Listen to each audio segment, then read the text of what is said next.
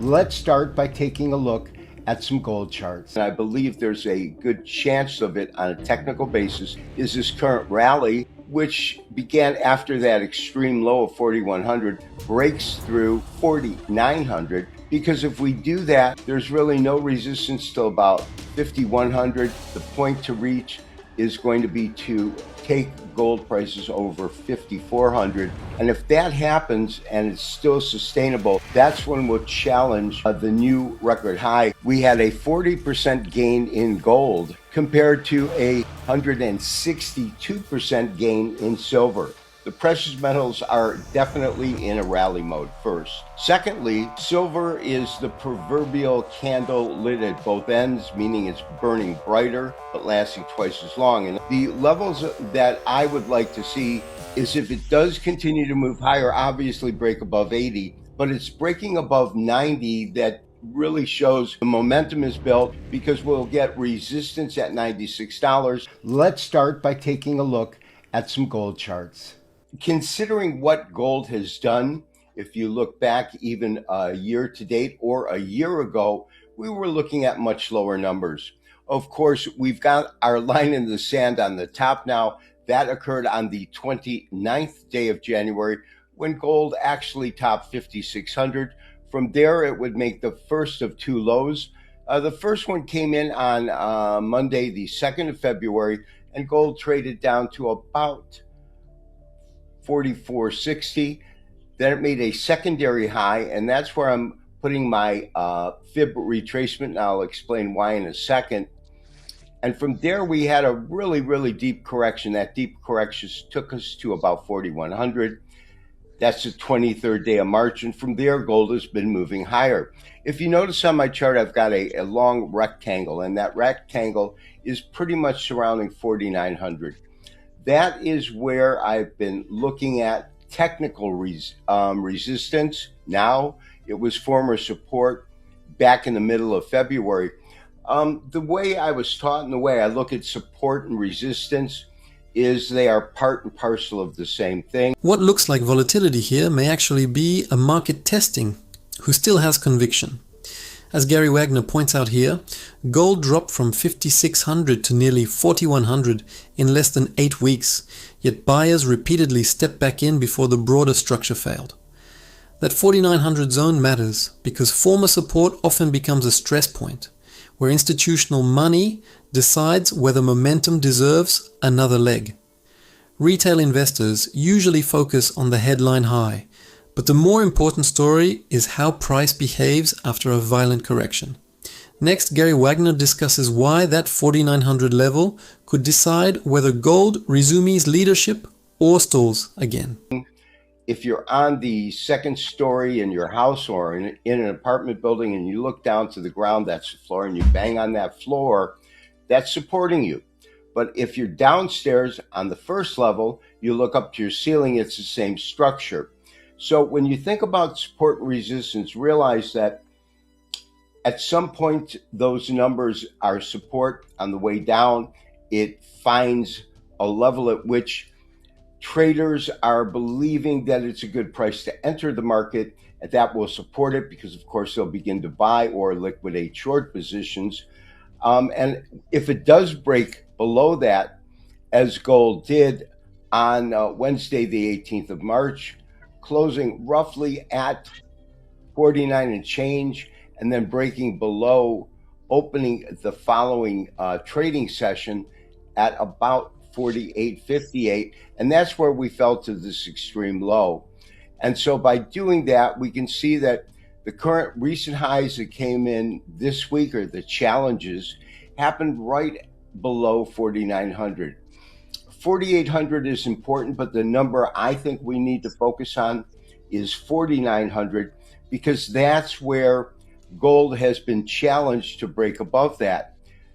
The key, though, when we look at gold, and I'll try to pick another chart, okay, where we look at gold, it has moved from the end of October 2025 from 4,000 to 5,600, $1,600 move.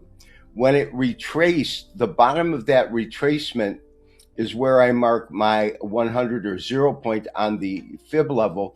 But the secondary high that we had was a lower high, and then we had a lower low.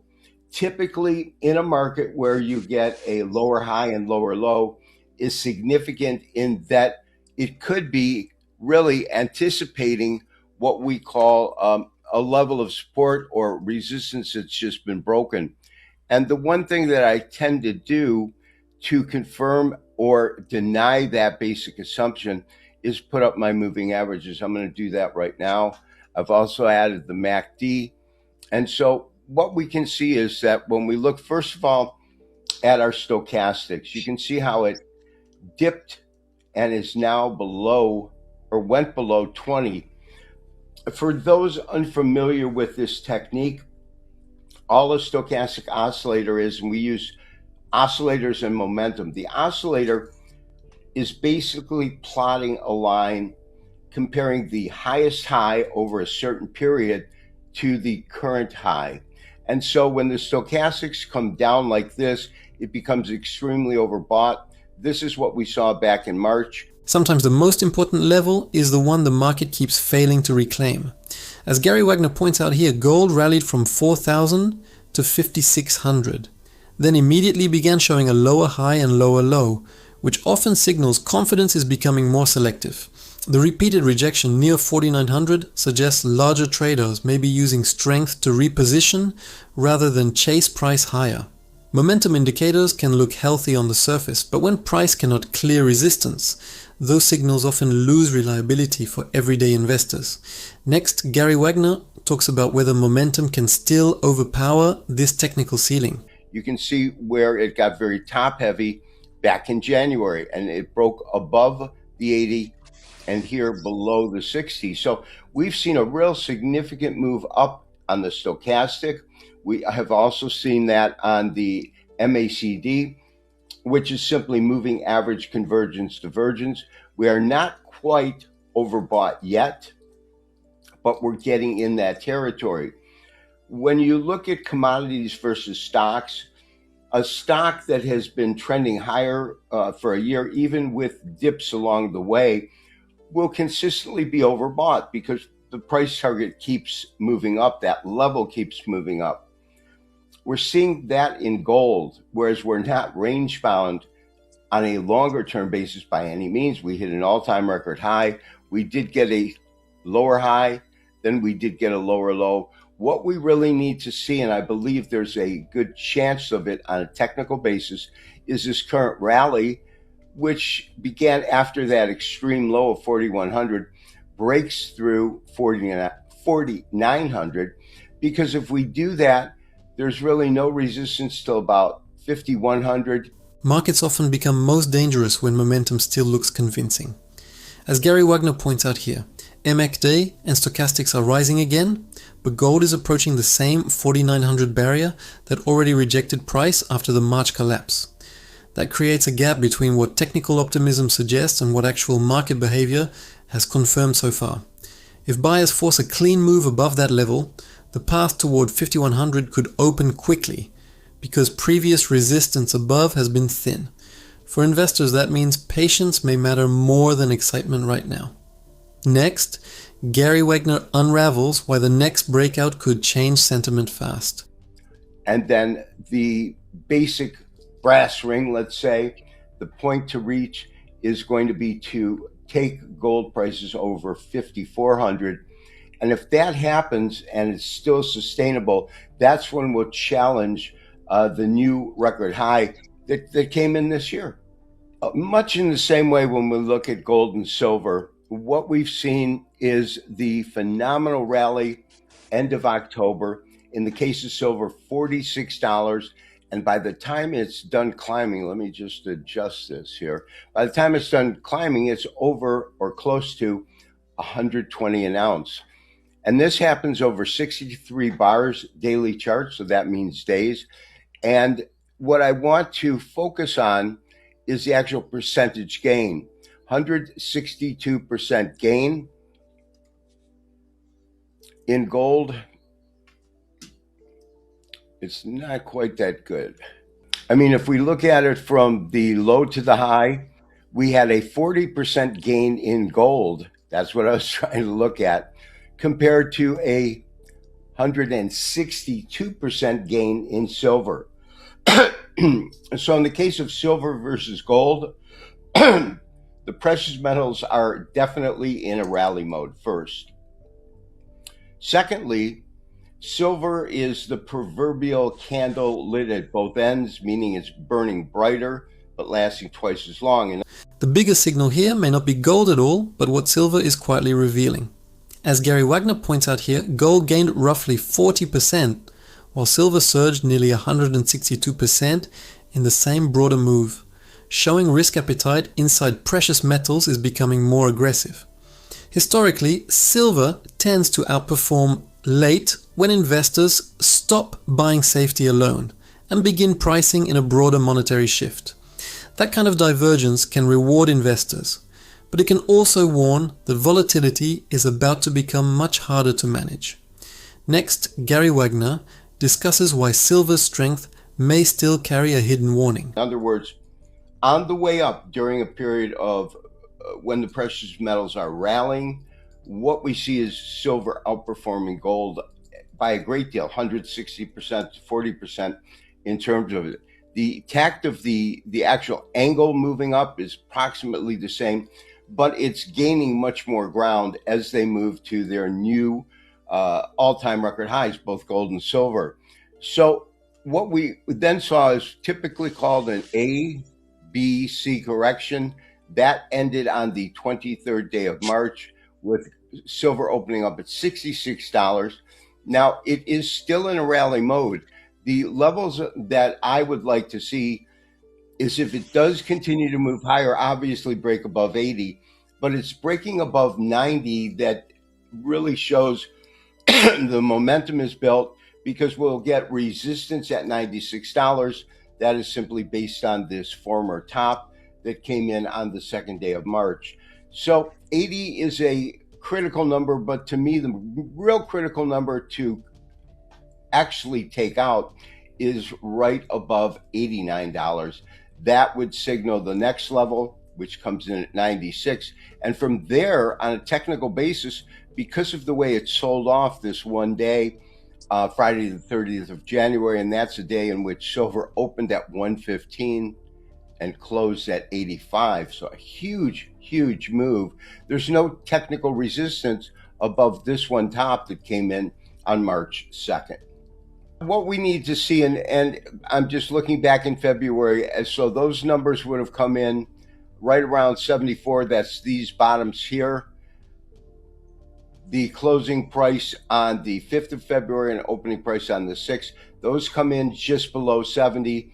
It's this secondary top. So once again, we get the highest high on record, end of January. From there, we have a tremendously steep correction going from the all-time record high to $64. That's almost halving the price.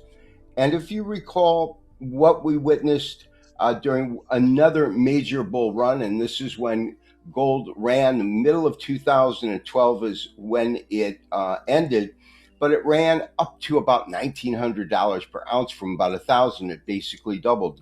Price targets can sound exciting until resistance starts exposing fragile momentum. As Gary Wagner points out here, silver may still be in an uptrend, but the real test is not $80, it is the move above 89, where prior selling pressure previously overwhelmed buyers. The market already proved how quickly silver can fall after reaching extreme highs, dropping from 115 to 64 in a brutal reset. For long-term investors, that means upside potential remains real, but position sizing matters more when volatility becomes this unforgiving.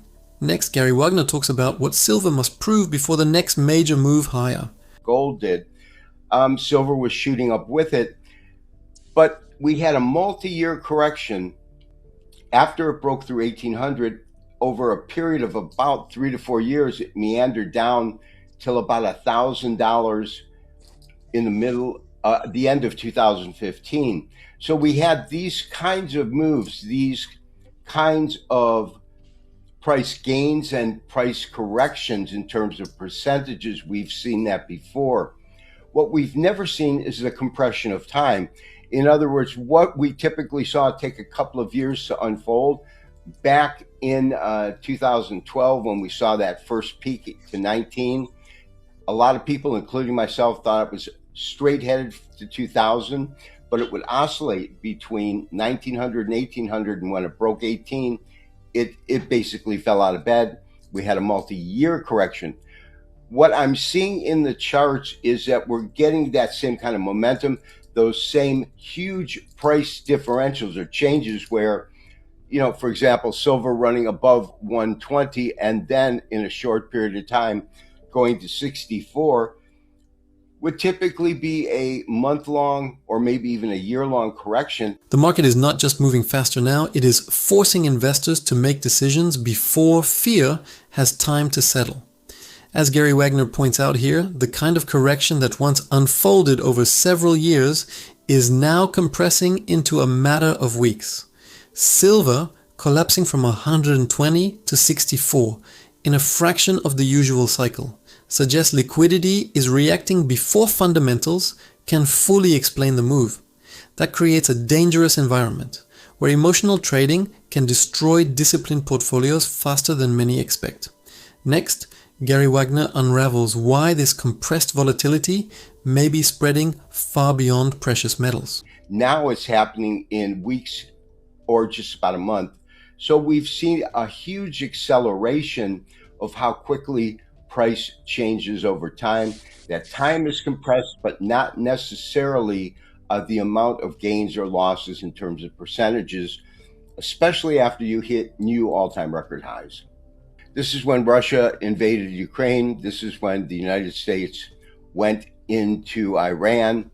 And those are the points in time in which we saw crude oil peak here and then slowly meander from 2022 to January 26, move from $121 per barrel and then finally settle at around 56. So once again, we saw the price per barrel of crude oil jump and then decline roughly in half.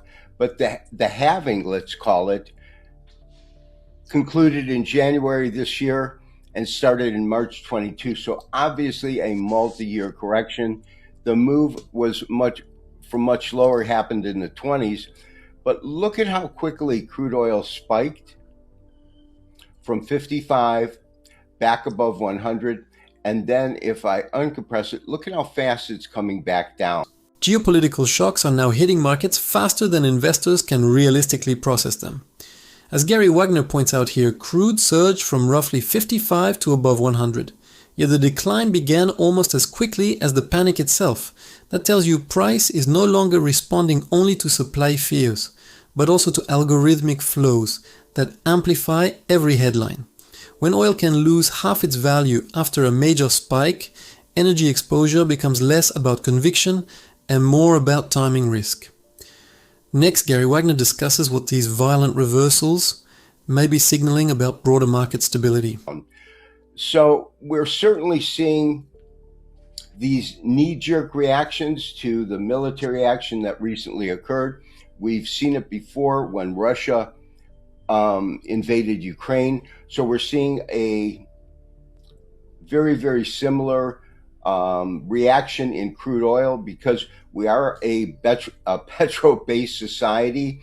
And so when crude goes from 60 to 120, I'm rounding up and down, and doubles, that increases not only consumer costs for just use of transportation and other things, but companies that are highly dependent get hurt much more than those that are just using to ship a product.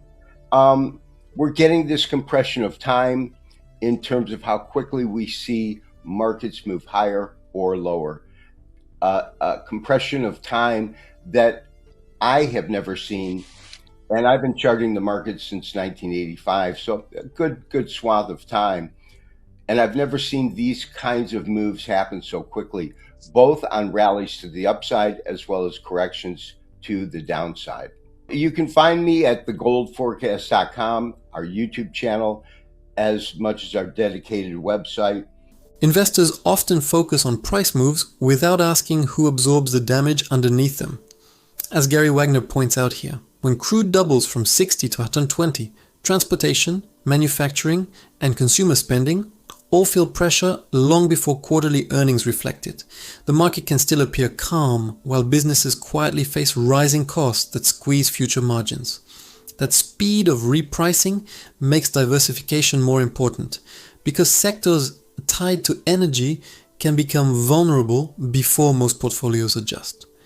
Next, Gary Wagner talks about why this faster market cycle may be changing risk management entirely. But in terms of looking at technicals, I was going to pull this before the show. There's a couple of books that are really good. I got my start in candlesticks based on the performance of one of my clients when I was just a broker, a registered representative, before I became a CTA or commodity trading advisor, which was my stepping stones to be a market technician. And I saw this gentleman who was an engineer. He wasn't a trader by trade. He was simply working with his pension, hit the bottoms and tops of crude oil, hit the bottoms and tops of grains, hit the bottoms and tops of slow moves in gold. And I asked him, what are you doing that has made your performance excel over some professional traders? I don't see them do as well. And he says, well, I read this book, and this book changed my whole strategy about trading. I said, what's the name of it? He says, well, the name of it is The Japanese Chart of Charts. The author is Seiko Shimizu. And sometimes the most revealing market lessons come from people Wall Street never notices. As Gary Wagner points out here, an engineer managing his own pension consistently outperformed professionals simply by understanding candlestick behavior. That matters because many institutional strategies still dismiss price action as secondary to models that often miss turning points. Technical discipline can sometimes uncover shifts in sentiment before analysts revise their outlooks days later. For individual investors, that can mean clarity often comes from observation, not complexity. Next, Gary Wagner unravels why that early candlestick framework still matters in today's markets. I'm going to send you a copy. So about 3 weeks later, I got a copy of this book, and this is pre-Steve Nissan, Greg Morris, and myself writing books about candlesticks. And it was the translation in the early 90s, 91, 92, of this incredible person talking about the strategies that the Eastern trader uses and the differences between how a Western trader views the market and an Eastern trader. And the key to that is this.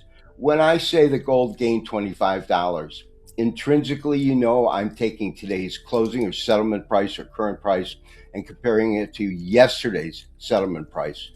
So the Western trader is very much focused on a close-to-close relationship. It forms a line chart, creates a bar chart, and in a candlestick chart, the only key difference is they draw a rectangle around the open and closing price and paint it in one color if it closes above the open and another color if it closes below. The difference between average investors and better ones often starts with what they choose to measure.